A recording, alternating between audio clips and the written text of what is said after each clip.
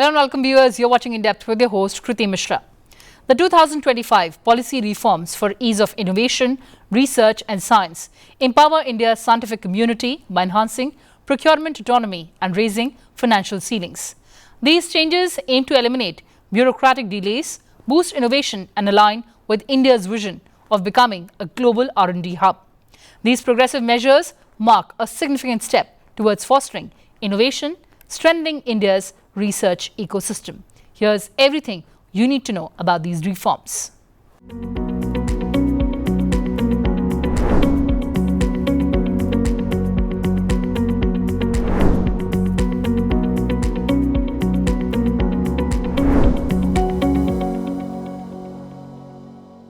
Let's take a look at the objectives of these policy reforms.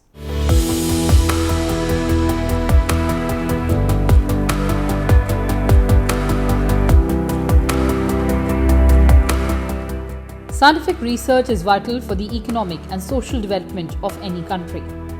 It contributes to the creation of new knowledge, technologies, products and solutions that can enhance the quality of life and well-being of people.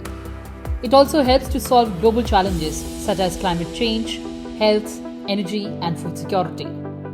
India is a country with strong scientific capabilities, as evidenced by its large pool of science and engineering graduates, its extensive work of labs and research institutions, and its active participation in some of the cutting-edge research areas such as supercomputing and quantum technologies. However, India also faces several challenges in advancing its scientific research and innovation compared to other countries. In a major policy shift aimed at streamlining the research environment in India, Union Science and Technology Minister Dr. Jitendra Singh announced a set of policy reforms to enhance the ease of innovation and ease of doing research, providing long-awaited relief to innovators, researchers, scholars, scientists and institutions across the country. India moves from a service-driven economy to an innovation-driven economy. We have no other option but to focus on innovation. And focusing on innovation is no longer only the business of the Science and Technology Ministry or the Science or the Ministry of Education. It's in fact the whole of government's concern, whole of nation's concern. And as the Honorable Prime Minister has always been emphasizing whole of government, whole of science, whole of nation approach, I think this is also in keeping with that. And therefore, this is imperative on those of us who are part of the government to allow as much freedom as possible to the young innovators to realize the flight of their ideas. Because when we are looking forward to play a global role, and now that we have moved over to the fourth economy from the 10th economy that we were 11 years back, and now hope to be in another 3 years rank 3 and then moving on, I think we'll have to follow the global strategies, global parameters, and our benchmarks have to be related to the global benchmarks, so we can no longer rest or take satisfaction on what others have done within domestically, and we have done better than that. So in order to do that, we also need to make sure that within the framework given to us, with exercising all the integrity at our command, we try to give as much freedom as possible for the innovation to grow. And you must have realized the intent of this government over the last 10 years, some of the most unexpected decisions taken which were not even demanded for, like for example opening the space to the private sector, and also this year the announcement to open the nuclear sector. Now these are two departments which had reconciled to function with it behind a veil of secrecy. There was no demand, and those working in these departments were reconciled that this was the way how it should be. The nation and the society also felt that, look, these are the departments, they have to function like that. But when it was realized that to move on from where we were, we could not wholly depend on the government sources and resources, Prime Minister Modi allowed us to open up to the private sector. And the results have been miraculous. If you take even the example of space, we were just a minimal economy till about 4 or 5 years back. Today we are $8 billion and the pace of its ascent is so fast that the next 8-10 years we hope to grow 5 times more to $45 billion, which means that in the years to come, space economy of India is going to be a very important component of India's growth story. Let's take a look at major policy changes. Non-GEM procurement. Research institutions can bypass Government e-Marketplace or GEM for specialized equipment unavailable on the platform. Directors and vice chancellors are empowered to make direct procurement decisions.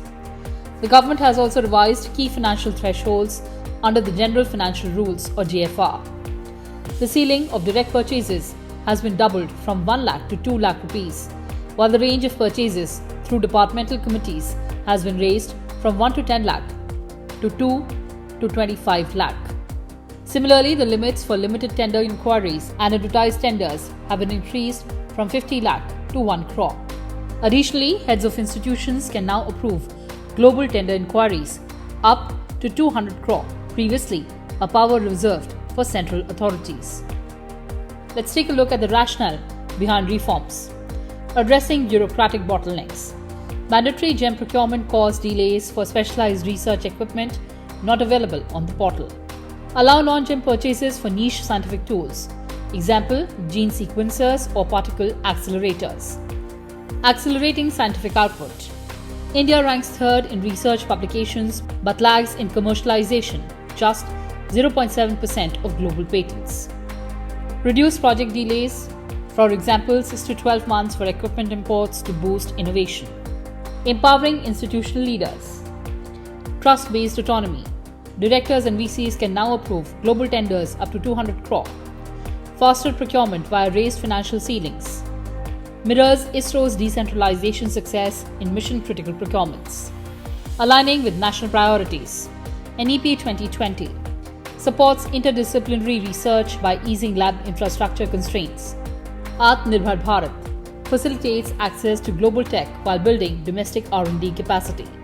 Learning from global best practices. US model. NSF grants allow universities procurement flexibilities. EU's Horizon Europe. Simplified funding rules boosted researchers' participation. We are now on a very futuristic course, and therefore I am glad that this could have happened only under the leadership of Prime Minister Modi, when it was pointed out that some of the general financial rules were proving to be an impediment. It was his nod, because otherwise the general mood and the approach in the government sector, in the government circles, is to remain status quoist, to play safe. If you move the file, write, discuss and move down the file, you don't have anything to worry. But if you write a note taking a decisive view, you always feel and keep asking yourself whether it was right or not. So I'm glad that we did not get imprisoned in that traditional mode of working. And of course, as this government has tried to introduce a new work culture. So what these new provisions are, they are actually, they are flexible, they are enabling, they are efficient. Now, we never had a dearth of human resource in our scientific endeavors. I always keep talking of those pictures of Sarabhai carrying some of his saman on the bicycle, which means even that time we never had a dearth of even in nuclear medicine. Homi Bhabha was at that time one of the world-renowned nuclear scientists, held back because of a quirk of fate. He was here on a holiday, the World War broke, he couldn't go back, and he took up the task over here. But what we lacked was an enabling milieu, which is to be provided by the policymakers, which is to be provided by the political dispensation. Right from day one, as was being mentioned in the declaration of intent made by Prime Minister Modi in 2015, and PSA was quoting that, the intent was to provide that enabling milieu as far as possible and to try to go as far. So this is in keeping with that. This is another enabling provision or enabling decision taken by the government, and therefore it deserves to be propagated as wide and far as possible. Because as I said, if you have to move on, we have to give up some of the outdated procedures. We also have to do away with red tapeism, and also, which is not often said very politely, the cumbersome approvals for which sometimes the government sector becomes notorious. So we have tried to do away with that, and these provisions will benefit the entire ecosystem of research, innovation and education, not alone these 2-3 departments which you see on the podium today. And this is also, to my mind, very much in keeping with the National Education Policy 2020. Because in NEP 2020, you allow them the privilege to juggle with their subjects, to change their subjects, to to also determine their course of study depending on the evolving aptitudes, and allow them the liberty not to become prisoners of what their parents chose. Suppose they thought you would be a doctor and you couldn't be, and then you don't have to keep on following botany and zoology for the rest of your life. So if you have given them that provision, then you are also providing them the ecosystem. The new policies respond directly to long-lasting grievances from research scholars and faculty members who often face delays due to slow exemption process and cumbersome procurement rules. A recent report by the Economic Advisory Council to the Prime Minister, along with a presentation by the Principal Scientific Advisor's Office, highlighted how rules originally intended to ensure transparency were inadvertently hampering scientific progress. These reforms offer greater flexibility. They are built on a foundation of trust and accountability. There is an enormous responsibility that comes with this autonomy. The government is relying on the integrity of scientific community to ensure that this flexibility is used judiciously. The move is also seen as a part of the broader national effort to position India as an innovation-driven economy. Similar liberalization in the space and nuclear sectors had yielded strong results.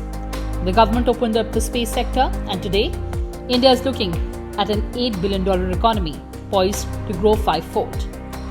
These reforms are meant to replicate that success across R&D ecosystem.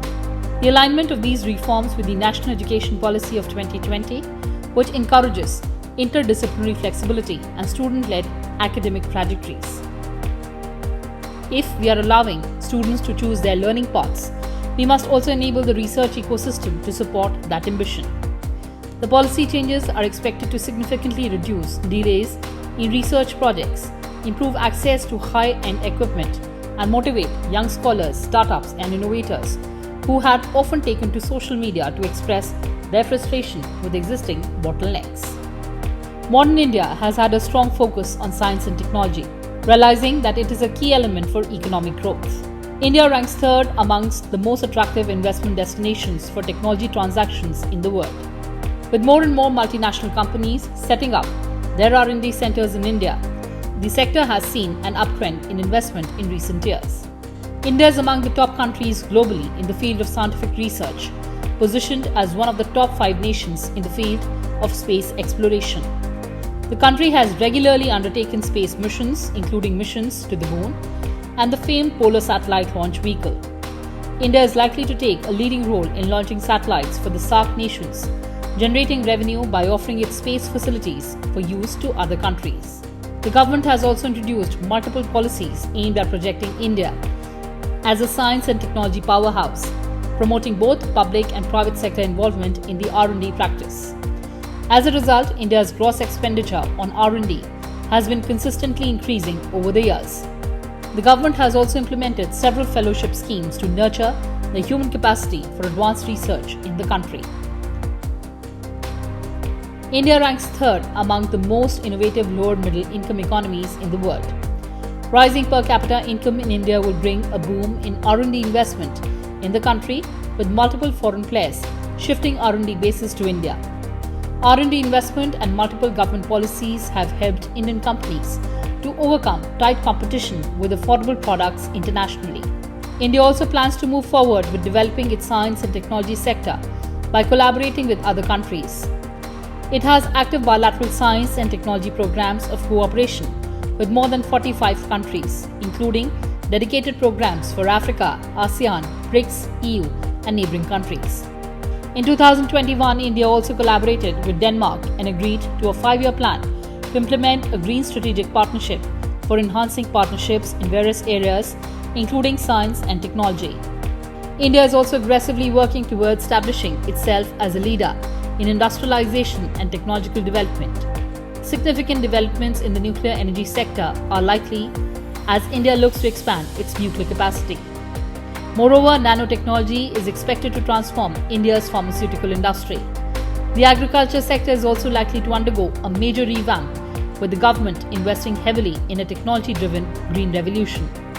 The Government of India, through the Science, Technology and Innovation Policy, among the other things, aspires to position India among the world's top scientific powers. Well, viewers, that's all we had for you in this edition. Thanks for watching and stay tuned to Sansad TV. Goodbye for now from my side.